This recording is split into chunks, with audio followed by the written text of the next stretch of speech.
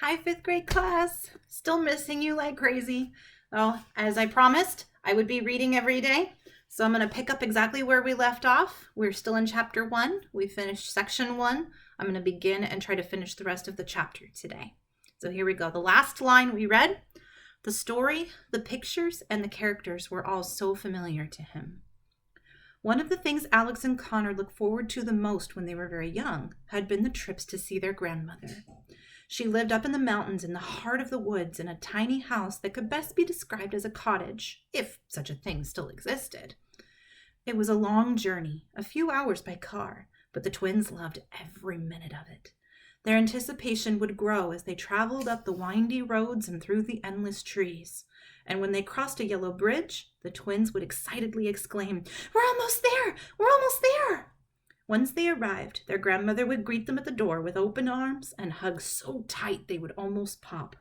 "Look at you two! You've both grown a foot since the last time I saw you," grandmother would say, even if they hadn't, and then they would lead them inside, where a freshly baked batch of cookies waited for them. Their father had grown up in the woods and would spend hours each day telling the twins his adventures as a kid. All the trees he'd climbed, all the streams he'd swum, and all the ferocious animals he'd barely escaped from. Most of his retellings were highly exaggerated, but they loved this time with him more than anything else in the world. "Someday, when you're older, I'll take you all to the secret places where I used to play," their father would tease them. He was a tall man with kind eyes that would wrinkle whenever he smiled, and he smiled quite a bit, especially when he was teasing the twins. At night, the twins' mother would help their grandmother cook dinner, and after they had eaten, as soon as the dishes were done, the family would sit around the fireplace. Their grandmother would open her big storybook, and she and their father would take turns reading the twins' fairy tales until they fell asleep. Sometimes the Bailey family would be up until sunrise. They told the stories with such detail and passion that it didn't matter how many times the twins heard the same story. They were the best memories any child could ask for. Unfortunately, the twins hadn't been back to their grandmother's cottage in a very long time. "Mr. Bailey!" Mrs. Peters shouted. Connor had dozed off again. "Sorry, Mrs. Peters," he bellowed back, sitting straight up in his seat like a soldier on guard. If looks could kill, Connor would have been dead from the scowl she was sending him. "What did we think of the real Little Red Riding Hood?" the teacher asked her class.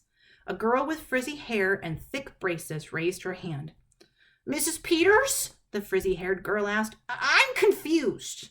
"And why is that?" Mrs. Peters said, as if asking, "What on earth could you possibly be confused about, idiot?" "Because it says the big bad wolf is killed by the hunter," the frizzy-haired girl explained. "I always thought the wolf was just upset because the other wolves in his pack made fun of his snout, and he and the Little Red Riding Hood became friends in the end. At least that's what happened in the cartoon I used to watch when I was little." Mrs. Peters rolled her eyes so far back in her head, she could have seen what was behind her. "That," she said with a clenched jaw, "is exactly why we're having this lesson." The frizzy-haired girl became wide-eyed and sad. How could something so dear to her have been so wrong? "For homework," Mrs. Peters said, and the room unanimously slumped in their seats, "you are to pick your favorite fairy tale and write a paper, due tomorrow, on the real lesson the tale is trying to teach us."